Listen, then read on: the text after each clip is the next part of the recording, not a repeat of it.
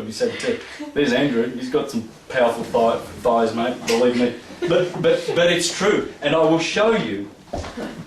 Oh, ladies' thighs, and I'm Sagittarius. Hey? Oh, ladies' thighs, and I'm Sagittarius. Oh, you're a Saggy. Ah, good. But this is a book that I'm going to be working out of. Personalities of the Zodiac. This guy. There you go. I'll just pick on Tauruses, for instance. Here we go. He's got a picture of all the famous people in Hollywood that we know. There's Michelle Pfeiffer. There's George... Clooney. Is it George Clooney? Yeah. These people are Taurians. These people are Taurians. Look for the bovine eyes. Wherever you're born, you'll be born under that energy. The Taurians are born under Earth, fixed, and Venus rules Taurus. They have the Venus cow eyes. The beautiful, and you'll notice these things. You will notice it. I can go down this rabbit hole, I can go down this and spend hours and hours and hours and prove to you that this is a science. Prove to you just by deductive reasoning. Now, let me get back to this story in the Bible.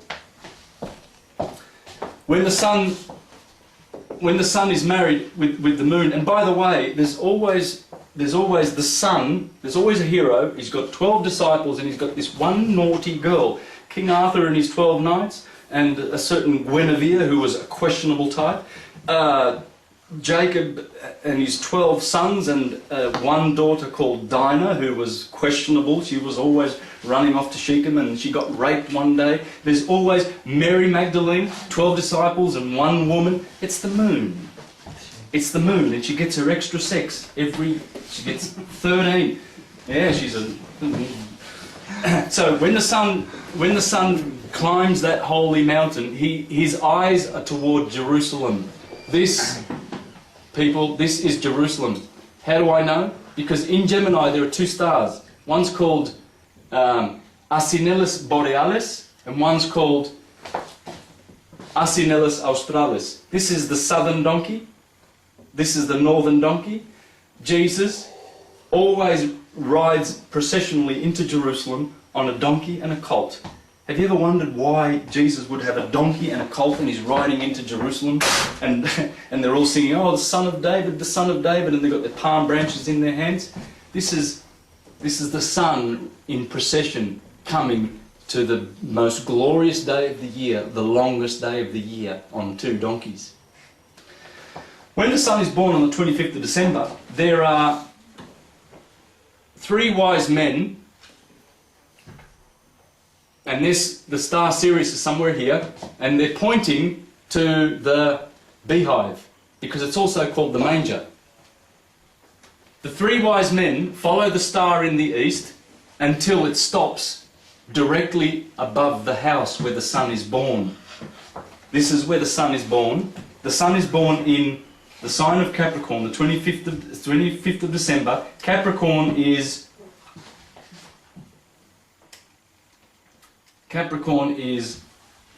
also Golgotha. I'll just write that there and I'll come back to that later. So,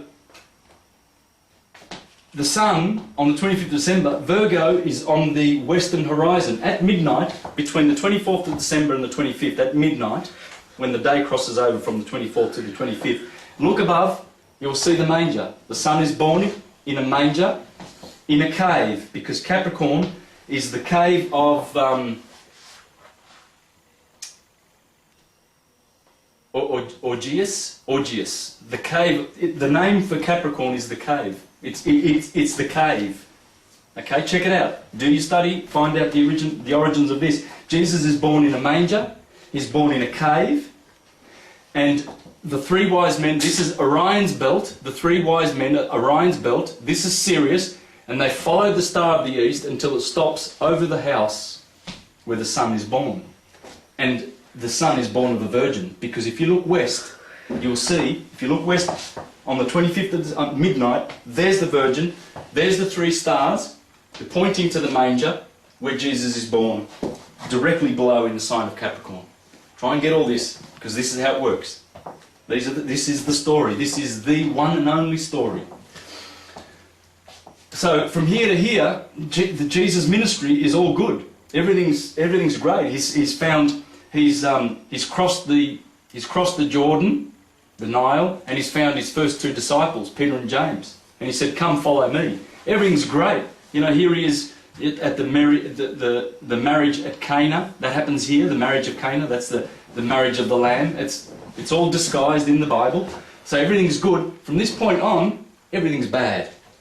Now, we all know that John the Baptist was 6 months older than Jesus. If you read the Bible, you know that, right? Mary went to visit Elizabeth, and John the Baptist was bouncing around in her belly because Elizabeth's cousin had just come, and Mary contains in her belly, has the child, the Son of God. So of course John the Baptist is going to be kicking. He's anxious. So if he's 6 months older than Jesus, and this is the birthday of Jesus, the birthday of the Son, that's got to be the 24th of June, yeah?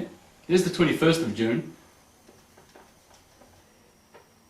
It's the 24th, is the traditional birthday of John the Baptist. John the Baptist. John the Baptist says something very interesting in the Bible. He says, Jesus will go on increasing and I will go on decreasing. The summer solstice, the birthday of Jesus, the birthday of the Son, is a cycle of increase. John the Baptist, on the other hand, he will go on decreasing. His cycle is the cycle of decrease. This is the doorway to decrease, to incarnation. This is the doorway to spirituality. This is the doorway to the Garden of Eden. This is the doorway to Egypt, the Red Sea, Tartarus, hell. Now, that's enough of the Bible. I said I would throw in some scriptures. I can go on and on and on and on and on and on. Do you remember Thomas the doubter? Doubting Thomas? Have a guess which day is his birthday. Which day would be the doubting day of the year? Well, it's the 21st of December. Hello? That's St. Thomas Day. St. Thomas is the doubter. Of course, this is Eli, Eli, lama sabachthani. My God, why have you forsaken me? There's Sagittarius. By the way, see how the Milky Way runs between Sagittarius and Scorpio?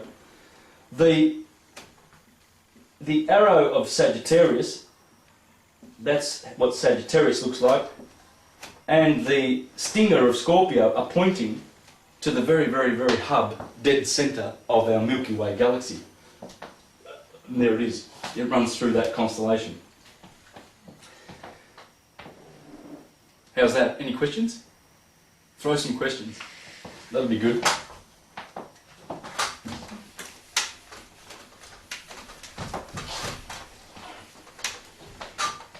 You see how this explains everything? And I haven't even begun. I swear to you, I haven't begun, man. There's a lot here. As I said, the biology is in here. Our body is in here. Let me show you that in the picture. Remember the snake? Remember the sine wave? There it is. Aries, Taurus, it's pointing down to the neck. Gemini, the arms. Cancer, there's the sine wave. The sine wave does everything. Starts at Aries, crosses in the kidneys, in Libra, and then it goes down to the toes in Pisces.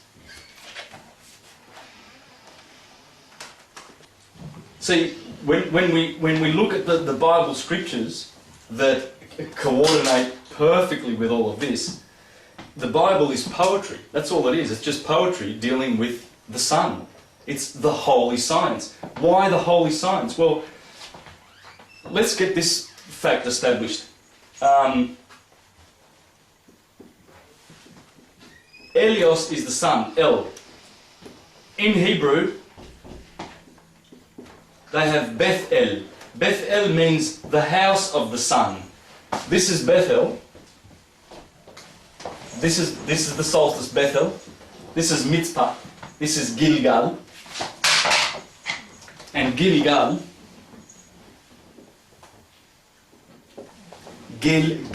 Gol, it's all Capricorn, the solstice. And here is Rama. Rama is the ram. Why am I mentioning this? Because Samuel, who is the son, he judged Israel from 4 cities. Rama, Bethel, Mitzpah, the equinox, and Gilgal. Check it out. Read Samuel. That's what it says. Samson judged Israel. Samson in Hebrew is Shimshan. It means the little son. What does Samson do? Samson goes to Gaza, pulls out the gateposts. He eats honey, the beehive, honey out of the lion that he killed the day before. Remember, Samson kills the lion, right? The sun always kills the lion. When it goes through the lion, it kills the lion, eats honey out of the lion. Then Delilah, the virgin, she seduces the sun. The sun over here in Leo, his big happy boy, he's got big rays, 7 big rays. The virgin Delilah, she betrays Jesus to the scales of Libra, to the Philistines. They cut the sun's rays. Scorpio, the sun now is significantly smaller. Samson now has been blinded. He's been blinded by these two guys. He goes down to the temple at the Philistines and he says, God, I am blind, because the sun is small as ever. It's very low in the sky. Here it's raging in its glory. It's beautiful rays. They're so long, but then they shrink. The 7 rays are cut by the Philistines because Delilah handed over Samson to the Philistines. And Samson says, Lord, give me one hand. Give me a pillar on my right hand and a pillar on my left hand, and I'll bring down this house of the Philistines and kill them all, and let me die with the Philistines. That's the sun dying. When the sun goes down into hell, Tartarus, hell, let me show you what hell is. Okay, I was talking about the L's. Bethel, the house of God. Elios, the sun. Bethel, Jesus' other name. Who knows what Jesus' other name is? In Isaiah it said, he shall be called... Yahweh. No. Michael. Emmanuel. Have you heard of the Elohim? These are the people in Genesis chapter 1 that says, let us make man in our image. These are the cosmocrators. This is the sun and the moon and the 5 planets. There's 7 of them, and they are the 7 days of the week. These are the creators in Genesis chapter 1. In Genesis chapter 2, Yod-Heh Vah-Heh takes over. Now take note that the Elohim, the 7, they are the active energies of the solar system. Let me introduce you to them. The sun rules Leo. The moon rules Cancer. Mercury. Venus, Mars,